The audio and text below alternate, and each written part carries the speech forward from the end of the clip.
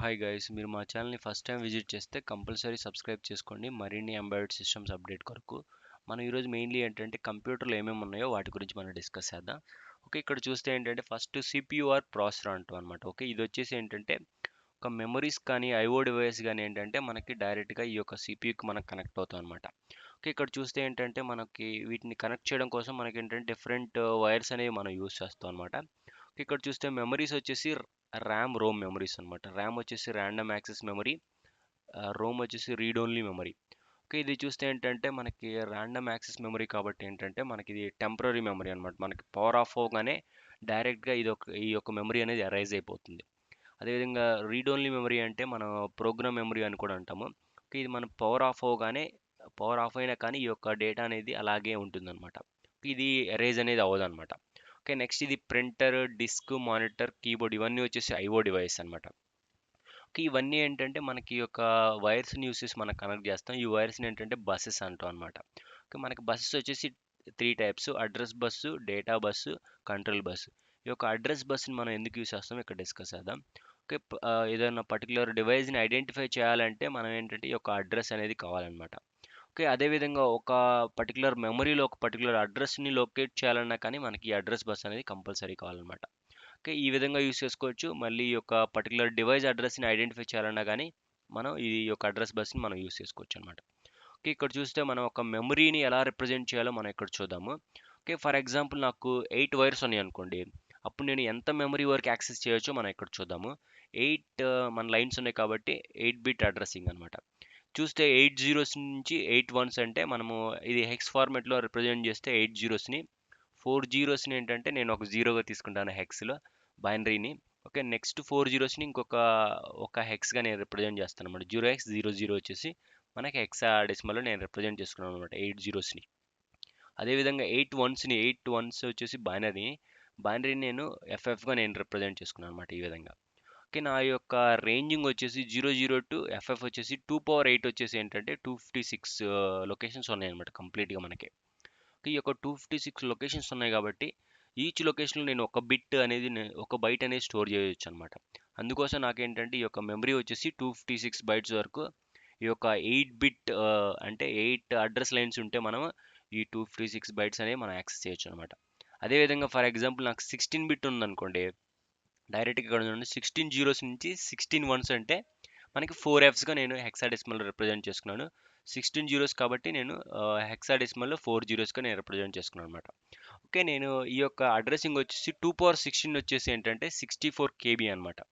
నార్మల్గా మనం ఈ విధంగా కూడా మనం రిప్రజెంట్ చేయొచ్చు. 2 పవర్ 10 అంటే 1 KB, 2 పవర్ 11 అంటే 2 KB, 2 పవర్ 12 అంటే 4 KB, 2 పవర్ 13 వచ్చేసి 8 KB, 2 పవర్ 14 వచ్చేసి 16 KB, 2 పవర్ 15 వచ్చేసి 32 KB, 2 పవర్ 16 64 KB. ఓకే, ఈ విధంగా కూడా మనం ఈ విధంగా చూసుకోవచ్చు అనమాట. 2 పవర్ 16 అంటే మనకి 65 535 వస్తుంది కదా. అందుకోసం ఏంటంటే 64 మనకేంటంటే ఈచ్ లొకేషన్లో మనకేంటంటే ఒక బైట్ ఆఫ్ డేటాని మనం స్టోర్ చేసుకోవచ్చు అనమాట. అందుకోసం 64 కిలోబైట్స్ ఆఫ్ డేటాని మనం స్టోర్ చేసుకోవచ్చు అనమాట. ఓకే, ఇంత మెమరీని మనం అడ్రస్సింగ్ చేయొచ్చు అనమాట. ఓకే, ఫర్ ఎగ్జాంపుల్ మీకు 20 అడ్రస్సింగ్ లైన్స్ ఉంటే 1 MB అనమాట. ఓకే, ఈ విధంగా మనం ఏంటంటే ఆల్రెడీ మనం ఇది ప్రీవియస్ సెషన్లో మనం డిస్కస్ చేద్దాం. 2 పవర్ 10 అంటే మనకి 1 KB, 2 పవర్ 20 అంటే 1 MB, 2 పవర్ 30 అంటే 1 GB. ఓకే, ఈ విధంగా ఏంటంటే 2 పవర్ 40 అంటే 1 టెరాబైట్. ఓకే, మనకేంటంటే ఈ యొక్క అడ్రసింగ్ బేస్ చేసుకొని మనకి ఈ ఎంత మెమరీని మనం యాక్సెస్ చేయొచ్చు అనేది మనం ఐడెంటిఫై చేయొచ్చు అనమాట. అదేవిధంగా మీరు చూడండి 2 పవర్ 8 అంటే 8 బిట్ అడ్రసింగ్ అంటే మనం 2 పవర్ 8 చేస్తే 256 బైట్స్ యాక్సెస్ చేయొచ్చు. అదేవిధంగా మనకి 16 బిట్ అడ్రసింగ్ కాబట్టి 2 పవర్ 16 చేస్తే మనకి 64 బిట్ అనేది యాక్సెస్ చేయొచ్చు అనమాట. 64 KB యాక్సెస్ చేయొచ్చు అనమాట మనకి 16 అడ్రస్ లైన్స్ ఉంటే. అలాగే 20 అడ్రస్ లైన్స్ ఉంటే 1 MB వరకు యాక్సెస్ చేయొచ్చు అనమాట. ఓకే, ఈ విధంగా ఏంటంటే పర్టికులర్ మెమరీ లొకేషన్ ఐడెంటిఫై చేయాలన్నా కానీ, నెక్స్ట్ ఒక ప్రింటర్ కానీ ఒక డిస్క్ని ఐడెంటిఫై చేయాలన్నా కానీ ఈ యొక్క అడ్రస్ బస్ అనేది మనం యూస్ చేస్తాం అనమాట. ఇది మెయిన్లీ యూని డైరెక్షన్ అనమాట, ఓన్లీ వన్ డైరెక్షన్. జస్ట్ మనం అడ్రస్ స్పెసిఫై చేస్తాం అంతే అనమాట. నెక్స్ట్ వచ్చేసి ఏంటంటే మనకి డేటా బస్. ఓకే, మనకి డేటా బస్ ఏంటంటే మనకి బై డైరెక్షన్ అనమాట. మనకి డేటాని రీడ్ కానీ రైట్ కానీ చేస్తాం కాబట్టి మనకి ఇది మెయిన్లీ వచ్చేసి ఇది బై డైరెక్షన్ అనమాట. ఓకే, ఇక్కడ చూస్తే చూడండి మనకి ర్యామ్ వచ్చేసి నాకు అప్ యారో డౌన్ యారో రెండు ఉన్నాయి ఈ డేటా బస్. అందుకోసం ఏంటంటే మనకి ఇది బై డైరెక్షనల్ ర్యామ్ వచ్చేసి మనం రీడ్ చేసుకోవచ్చు, రైట్ చేయొచ్చు అనమాట ఈ ర్యామ్ మెమరీలో. అదేవిధంగా మనకి రీడ్ ఓన్లీ మెమరీ ఏంటంటే ఓన్లీ రీడ్ యాక్సెస్ ఉందన్నమాట దీనిలో. అందుకోసం నేను ఓన్లీ ఒక యారో తీసుకున్నాను. ప్రింటర్ వచ్చేసి నాకు అవుట్పుట్ డివైస్ కాబట్టి ఓన్లీ అవుట్పుట్ యారో వేసుకున్నాను. డిస్క్ వచ్చేసి ఏంటంటే మనకి రీడ్ చేస్తాం, రైట్ చేస్తాం డిస్క్లో కాబట్టి నేను అప్ అండ్ డౌన్ యారో రెండు యూస్ చేసుకున్నాను. అదేవిధంగా మానిటర్ యూస్ చేస్తే నాకు అవుట్పుట్ డివైస్ కాబట్టి ఓన్లీ ఒక యారో ఇచ్చాను అనమాట. అదేవిధంగా కీబోర్డ్ ఒక ఇన్పుట్ డివైస్ కాబట్టి ఓన్లీ ఇన్పుట్ యారో ఇచ్చాను అనమాట. ఓకే, ఈ విధంగా ఏంటంటే మనకి ఈ యొక్క డేటా బస్ ఫర్ ఎగ్జాంపుల్ నాకు 8 వైర్స్ ఉన్నాయి అనుకోండి, 8 బిట్ బస్ అంటాం అనమాట. 8 బిట్ బస్. అదేవిధంగా 16 బస్ ఉంటే 16 వైర్స్ ఉన్నాయి అనుకో 16 బిట్ బస్ అంటాం అనమాట. అదేవిధంగా 32 బిట్ బస్ ఉంటే 32 బిట్. మనకి ఫర్ ఎగ్జాంపుల్ ఈ ప్రాసెసర్ వచ్చేసి మన యొక్క ఫర్ ఎగ్జాంపుల్ 8 బిట్ ప్రాసెసర్ అంటే ఏంటంటే మెయిన్లీ మన ఒక ప్రాసెసర్ని ఎలా డిఫైన్ చేస్తాం అంటే ఫర్ ఎగ్జాంపుల్ మనకి i3 కానీ i4 కానీ ఏ ప్రాసెసర్స్ అయినా కానీ మనం ఏంటంటే 64 బిట్ కానీ నెక్స్ట్ 32 బిట్ కానీ 8 బిట్ కానీ ఈ విధంగా మనకి ఏంటంటే ప్రాసెసర్లు అనేది మెయిన్లీ ఈ యొక్క డేటా బస్ని యూస్ చేసుకొని మనం డిఫైన్ చేస్తాం అనమాట. ఫర్ ఎగ్జాంపుల్ 8 బిట్ ప్రాసెసర్ అంటే ఏంటంటే మనకి 8 వైర్స్ డేటా బస్ అనేది ఉంటుంది అనమాట. మెయిన్లీ ఈ యొక్క డేటా బస్ని యూస్ చేసుకొని మనం ఒక ప్రాసెసర్ యొక్క టైప్ అనేది మనం మెన్షన్ చేస్తాం అనమాట. 32 బిట్ ప్రాసెసర్ అంటే 32 బిట్ వైర్స్ ఉంటాయి అనమాట. 32 వైర్స్ ఉంటాయి. అదేవిధంగా 8 బిట్ ప్రాసెసర్ అంటే 8 వైర్స్ ఉంటాయి అనమాట డేటా బస్ అనేది. అదేవిధంగా 64 బస్ అంటే మనకి ఏంటంటే 64 బిట్ ప్రాసెసర్ అనేది మనం చూస్ చేసుకోవచ్చు అనమాట. మెయిన్లీ ఇదేంటంటే మనకి ఫర్ ఎగ్జాంపుల్ మనకి i3లో 64 బిట్ కొనాలంటే మనకి హైయెస్ట్ కాస్ట్ కదా. మనకి 8 బిట్ అంటే మనకి లోయెస్ట్ కాస్ట్. అదే 64 బిట్ బస్ అంటే హైయెస్ట్ కాస్ట్ అనమాట. మెయిన్లీ ఈ యొక్క బస్ని బేస్ చేసుకోవడం కూడా మన యొక్క కాస్ట్ అనేది ప్రాసెసర్ కాస్ట్ అనేది మెయిన్లీ దీని మీద బేస్ అయి ఉంటుంది అనమాట. ఈ యొక్క ప్రాసెసింగ్ స్పీడ్ వచ్చేసి మెయిన్లీ ఈ యొక్క డేటా బస్తో మనం చూస్ చేస్తాం అనమాట. 8 బిట్ ప్రాసెసర్ కానీ 32 బిట్ కానీ ఇది మెయిన్లీ డేటా అనేది ప్రాసెసింగ్ స్పీడ్ అనమాట. ఎంత స్పీడ్తో మనం డేటాని యాక్సెస్ చేయొచ్చు.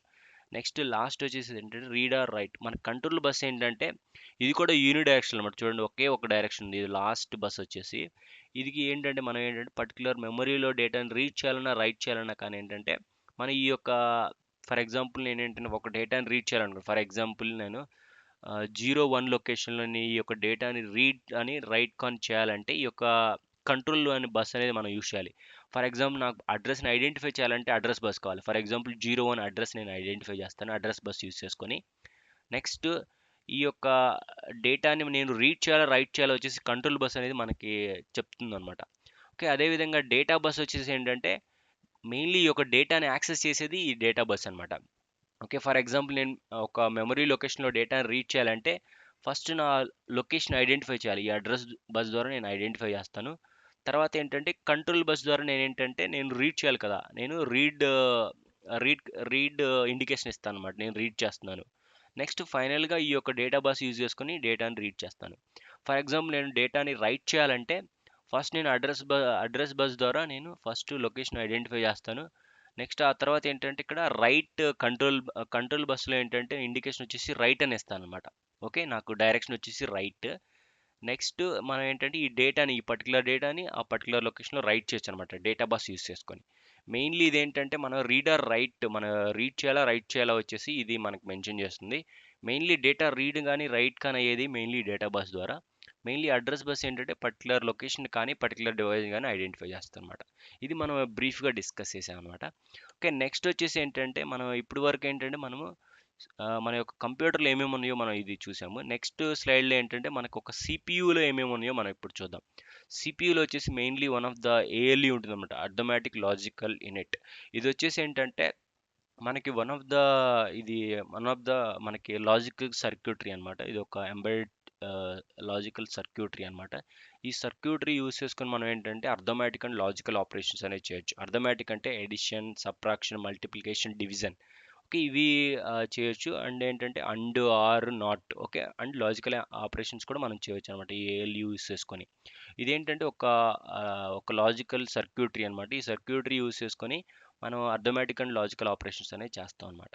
ఇక్కడ చూస్తే ఏంటంటే ఈ అర్థమెటికల్ లాజికల్ ఆపరేషన్స్ని మనం చేయాలంటే కొన్ని రిజిస్టర్స్ కావాలన్నమాట. అందుకని ఏంటంటే ఈ యొక్క రిజిస్టర్స్ని యూస్ చేసుకుంటాం అనమాట. ఓకే, నెక్స్ట్ ఏంటంటే ఇన్స్ట్రక్షన్స్ని మనం డీకోడ్ చేయాలంటే ఈ యొక్క ఇన్స్ట్రక్షన్ రిజిస్టర్, ఇన్స్ట్రక్షన్ డీకోడర్ అనేది ఇవన్నీ మెయిన్లీ ఏంటంటే మనం ఒక అసెంబ్లీలో మనం ఏంటంటే కొన్ని ఇన్స్ట్రక్షన్స్ రాస్తాం కదా. ఆ ఇన్స్ట్రక్షన్స్ని మనం డీకోడ్ చేయాలంటే కొన్ని లాజికల్ సర్క్యూటరీ ఉంటుంది అనమాట. ఇక్కడ కూడా కొన్ని లాజికల్ సర్క్యూటరీ ఉంటుంది. ఈ సర్క్యూటరీ యూస్ చేసుకొని మనం ఆ పర్టికులర్ ఇన్స్ట్రక్షన్స్ మనం డీకోడ్ చేసి మనకి యొక్క ఏఎల్యూకి మనం స్పెసిఫై చేస్తాం అనమాట. ఓకే, ఈ విధంగా ఏంటంటే మనం పర్టికులర్ ఇన్స్ట్రక్షన్స్ డీకోడ్ చేయడం కోసం ఇవన్నీ యూస్ చేస్తాం అనమాట. ఇన్స్ట్రక్షన్ రిజిస్టర్స్ కానీ, ఇన్స్ట్రక్షన్ డీకోడర్, టైమింగ్ కంట్రోల్, ఇవన్నీ మెయిన్లీ ఏంటంటే ఇన్స్ట్రక్షన్స్ని మనం డీకోడ్ చేయడం కోసం ఇది యూస్ చేస్తాం. మెయిన్లీ ఇవి ప్రాసెసింగ్కి యూస్ చేస్తాం అనమాట. నెక్స్ట్ ఇక్కడ ప్రోగ్రామ్ కౌంటర్ అనేది మెయిన్లీ అనమాట. ఇది ఒక ప్రోగ్రామ్ కౌంటర్ వచ్చేసి మనకి ఆల్రెడీ ఇక్కడ మనం డిస్కస్ చేసాం కదా అడ్రస్సింగ్ గురించి. మనకి ఇది ఏంటంటే ఆల్వేస్ నెక్స్ట్ అడ్రస్ అనేది నేను ఏది ఎగ్జిక్యూట్ చేయాలనేది ఏంటంటే ఆల్వేస్ ప్రోగ్రామ్ కౌంటర్ అనేది మనకు చూపిస్తుంది అనమాట. ఫర్ ఎగ్జాంపుల్ నేను ఇప్పుడు 10th లొకేషన్లో ఉన్నాను. ఫర్ ఎగ్జాంపుల్ నెక్స్ట్ లొకేషన్ నేను ఏది ఎగ్జిక్యూట్ చేయాలి, నాకు ఈ యొక్క ఏఎల్యూ అనేది, మన సిపియు అనేది నెక్స్ట్ ఇన్స్ట్రక్షన్ అనేది ఏది ఎగ్జిక్యూట్ చేయాలో మన ఈ యొక్క ప్రోగ్రామ్ కౌంటర్ అనేది చూపిస్తుంది అనమాట. ఓకే, ఇదేంటంటే మనకి అడ్రస్ని ఫెచ్ చేయడం కోసం మనం ఇది యూస్ చేస్తున్నాం. ఫర్ ఎగ్జాంపుల్ నేను 10th అడ్రస్ లొకేషన్లో ఉన్నాను. నెక్స్ట్ అడ్రస్ వచ్చేసి నేను 11th లొకేషన్లోకి వెళ్ళాలి కదా. ఈ యొక్క ప్రోగ్రామ్ కౌంటర్ అనేది ఆల్వేస్ ఇంక్రిమెంట్ అవుతుంది అనమాట. ఓకే, ఈ విధంగా ఏంటంటే మనం ఈ యొక్క ప్రోగ్రామ్ కౌంటర్ యూస్ చేసుకొని నేను నెక్స్ట్ ఇన్స్ట్రక్షన్స్ ఏమి ఎగ్జిక్యూట్ చేయాలో అది ఇది చూపిస్తుంది. నెక్స్ట్ కొన్ని ఇన్స్ట్రక్షన్స్ని డీకోడ్ చేయాలంటే మన ఒక అసెంబ్లీ ఇన్స్ట్రక్షన్స్ని ఈ యొక్క లాజికల్ సర్క్యూటరీ యూస్ చేసుకుంటాము. ఈ లాజికల్ సర్క్యూటరీ వచ్చేసి మనకేంటంటే కొన్ని అర్థమెటిక్ అండ్ లాజికల్ ఆపరేషన్స్ మన పర్ఫామ్ అవ్వడానికి ఇది ఒక లాజికల్ సర్క్యూటరీ. నెక్స్ట్ ఈ రిజిస్టర్స్ ఏంటంటే మనకి ఈ యొక్క ఆపరేషన్స్ అవ్వడానికి ఏంటంటే మనం టెంపరీగా మనం డేటాని యాక్సెస్ చేయడం కానీ, నెక్స్ట్ కొన్ని మ్యానిపులేషన్స్ చేసి మళ్ళీ పర్టికులర్గా మనం ఒక మెమరీకి రైట్ చేయడం కోసం ఇవి మెయిన్లీ మనం యూస్ చేస్తాం అనమాట.